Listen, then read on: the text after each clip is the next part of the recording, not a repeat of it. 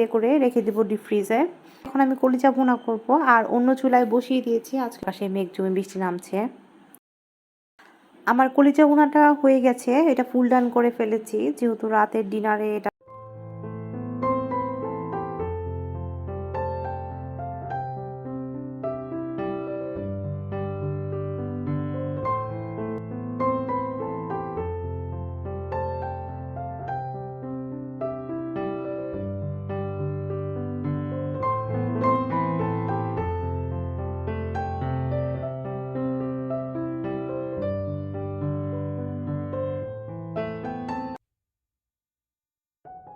Hello viewers, আসসালামু আলাইকুম।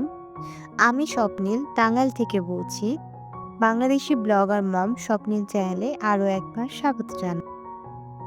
কাছে এবং দূরে যে যেখান থেকে বসে আমার এই ভিডিও দেখছেন, আশা করছি সবাই ভালো আছেন এবং সুস্থ আছেন। আমরাও আলহামদুলিল্লাহ ভালো আছি এবং সুস্থ আছি। আজকের এই ভিডিওটা আপনারা যেদিন থেকে দেখছেন তার থেকে ঠিক ৭ দিন আগে আমার বাসায় গেস্ট এসেছিল। আর সেই ভিডিও ফুটেজগুলোই আজকে আপনাদের সাথে শেয়ার করছি। বেশ কিছুদিন ধরেই আমাদের এখানে প্রচুর পরিমাণে বৃষ্টি হচ্ছে। আর বৃষ্টির পরে আজকে একটা রোদ ঝলমলে একটা দিন দেখার সৌভাগ্য হলো। সকালে চাটা খেয়ে অফ স্ক্রিনে আমি আমার ব্রেকফাস্টটা শেষ করে নিয়েছি। এখন যে রান্নার প্রিপারেশনগুলো দেখাচ্ছি সেগুলো আসলে ২-৩ দিনের ভিডিও মিলে দেখাচ্ছি। একদিনে আমার পক্ষে আসলে এত কিছু করে ওঠা সম্ভব হয় না। বাচ্চা যেহেতু অনেক ছোট, ও আমাকে কোনো কাজই করতে দেয় না। ও ঘুমালে দেখা যায় টুকটাকভাবে আমি কাজ শেষ করে ফেলি। বাসায় যেহেতু গেস্ট আসবে তাই সকল প্রিপারেশন নিয়ে রাখছি। বিফটা ভিজিয়েছিলাম, বিফটা চেড়ে গেলে ওটা রান্না করে নিব। আর এই ফাঁকে বেরেস্তা করে নিয়েছি এবং কিছু রুটি বানিয়ে নিয়েছি যেগুলো হালকা করে সেঁকে রেখে দিচ্ছি। এক চুলায় বিফ বসিয়ে দিব, আরেক চুলায় আমি দুপুরে রান্না করছি। এখানে সবগুলো রান্নাই আমি হাফ ডান করে রেখে দিব মাংস টাইপের আইটেমগুলো। মিট টাইপের আইটেমগুলোতে দেখা যায় মসলা দিয়ে একবার কষিয়ে রাখলে অত বেশি আর ঝামেলা হয় না। এরপর কষিয়ে ঝোল দিয়ে নামিয়ে ফেলা যায়। আর সেই সাথে গেস্টদের ঠিকভাবে প্রপারভাবে সময়ও দেয়া যায়। আমার মেয়ে যেহেতু এই টাইমে স্কুলে থাকে আর ছেলেটা এখন ঘুমাচ্ছে, সকালের দিকে বেশ কিছুক্ষণ ১-১.৫ ঘন্টা ঘুমায়। ওই ফাঁকের ভিতরে আমি কাজ শেষ করার চেষ্টা করি। ২.৫ কেজি গরুর মাংস ছিল, এটাকে আমি ২ ভাগ করে নিয়েছি। অল্প, অল্প করে রান্না করে কষিয়ে নিয়ে ছোট বাটিতে করে রেখে দিব ডিপ ফ্রিজে। তো যেদিন যেটা প্রয়োজন হবে সেটা বের করে রান্না করে নিব। বিফ রান্না শেষ হয়ে গেছে আর এদিকে এখন আমি কলিজা ভুনা করব। আর অন্য চুলায় বসিয়ে দিয়েছি আজকে দুপুরে ডিম দিয়ে, আলু দিয়ে, পটল দিয়ে রান্না করব। আলুগুলো সিদ্ধ করে নিয়েছি, সেই সাথে একটা ডিম সিদ্ধ করে নিয়েছি। আমার মেয়ে ডিম সিদ্ধ খায়, ভেজে রান্না করলে খেতে চায় না। আমার খালামণি, খালু এবং তার ২ জন মেয়ে তারাই আসছেন আজকে আমাদের বাসায়। আমার যে বোন আছে, কাজিন বোন, তো ওর এসএসসি পরীক্ষা শেষ হয়েছে। বেশ অনেকদিন ধরে প্ল্যানিং ছিল যে ওরা টাঙ্গাইলে আসবে। আমরা যখন থেকে টাঙ্গাইলে শিফট করেছি, তখন থেকেই বলছিল যে আসবে, আসবে। আসলে সময়ের অভাবে আসাই হয় না। এইবারও অনেক প্রতিবন্ধকতা ছিল। আসবে, আসবে করে এই সমস্যা, ওই সমস্যা। তারপর আমি অনেক বেশি জোর করেছিলাম। তো তারপরে খালামণিরা চলে এসেছে। আসলে দেখা যায় যে খুব বেশি প্ল্যান করলে কোথাও আসলে ওইভাবে যাওয়া হয় না। হুট করে চলে আসলেই আসলে আসা হয়ে যায়। ডিম রান্নাটা শেষ হয়ে গেছে। আর এদিকে আমি শুঁটকি মাছের চচ্চড়ি করে নিয়েছি আলু আর ধুন্দুল দিয়ে। রান্না করতে, করতেই হঠাৎ দেখি যে দিনটা আর রৌদ্রোজ্জ্বল নেই। হঠাৎ করেই মেঘলা হয়ে গেছে। এই তো এখন সিজনের সময়। এই সিজনটাতে দেখা যায় হঠাৎ করে রৌদ্র ওঠে, আবার হঠাৎ করেই দেখা যায় যে আকাশে মেঘ জমে বৃষ্টি নামছে। আমার কলিজা ভুনাটা হয়ে গেছে। এটা ফুল ডান করে ফেলেছি যেহেতু রাতের ডিনারে এটা লাগবে। এই তো এখানে কমপ্লিট হয়ে গেছে। রাতে রান্না করে রাখছি একবারে।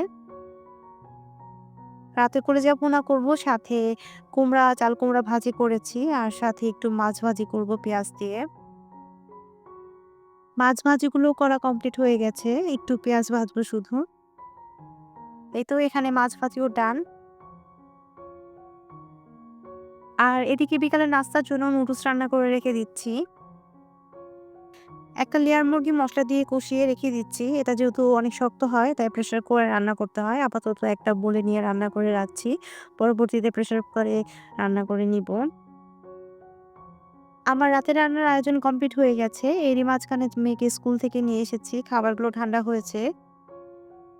খাবারগুলো এখন র‍্যাপ করে ফ্রিজে তুলে রাখবো। রাতে শুধু ওভেনে গরম করে নিলেই হবে।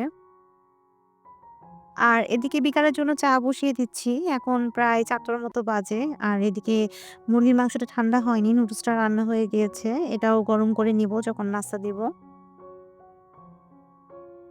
এখন ঘড়িতে প্রায় সন্ধ্যা ৭টা বাজে। আর এই তো দেখছেন আমার মেয়েকে। সে অনেকক্ষণ ধরে অস্থির হয়ে আছে কখন তার খালামণিরা আসবে। আমার মেয়ে বলতে গেলে ছোটবেলায় ওর নানানের কাছে আর আমার যে খালামণির মেয়েগুলো আছে, খালামণি আছে ওদের কাছে বড় হয়েছে। তো ওদেরকে আমার যে বোনগুলো আছে ওদেরকে ও খালামণি মনে করে না, ওর ফ্রেন্ড মনে করে। যাই হোক, আমি অনেকবার ফোন দিচ্ছিলাম তো বাস আজকে লেট করেছে আসতে। ওরা আমাদের বাসার কাছাকাছি চলে এসেছে আর আমার হাসব্যান্ড আর আমার মেয়ে গেছে ওদেরকে নিতে। আর এই তো দেখছেন দরজায় এই হচ্ছে কার্ডটা, এটা আমার মেয়ে করেছে। তো সে যেহেতু খুব ভালো করে লিখতে পারে না, তাই আমি তার লেখাগুলো লিখে দিয়েছি আর কালার পেন দিয়ে সে কালার করেছে। চারপাশে ফুল দিয়ে দিয়েছে, স্টার দিয়ে দিয়েছে। আলহামদুলিল্লাহ আমার গেস্টরা চলে এসেছে। এই মুহূর্ত পর্যন্ত যারা আমার ভিডিওটি দেখছেন, আশা করছি ভিডিওটি ভালো লাগছে। আর আপনি যদি এই ধরনের লাইফস্টাইল ব্লগ পছন্দ করেন, তাহলে প্লিজ আমার চ্যানেলটিকে সাবস্ক্রাইব করতে ভুলবেন না। আর আমার ভিডিওটি যদি ভালো লেগে যায়, তাহলে ভিডিওটিতে লাইক, কমেন্ট করতে ভুলে যাবেন না।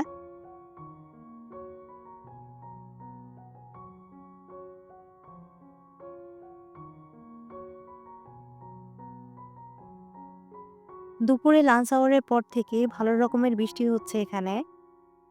আমাদের আজকে প্ল্যান ছিল আমরা সবাই আড়ং এ যাবো। যেহেতু ঈদ সামনে তাই কেনাকাটা এবং শপিং করার একটা প্ল্যান আছে। আমার ক্যামেরার রেজোলিউশন যেহেতু ভালো না, তাই বৃষ্টিটা ওইভাবে বোঝা যাচ্ছে না। আপনাদেরকে বুঝাইতে পারতেছি না। কিন্তু বাহিরে ভালো রকমের বৃষ্টি হচ্ছিল। অবশেষে বৃষ্টি কমার পর আমরা সবাই আড়ং এ চলে গিয়েছিলাম।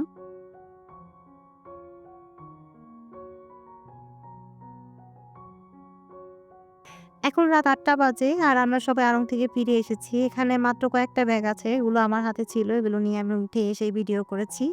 আরো সবার হাতে অনেক, অনেক ব্যাগ রয়েছে। আর এই তো এখানে আমরা একটা, একটা করে ড্রেস পরে দেখছিলাম, কাকে কোনটাতে ভালো লাগছে। আমার মেয়ে যে ড্রেসটা পরে আছে এটা ওকে আমার খালামণি গিফট করেছে। আর ওরা যে ওয়ান পিস গুলো পড়েছিল সেগুলো আমি ওদেরকে গিফট করেছিলাম।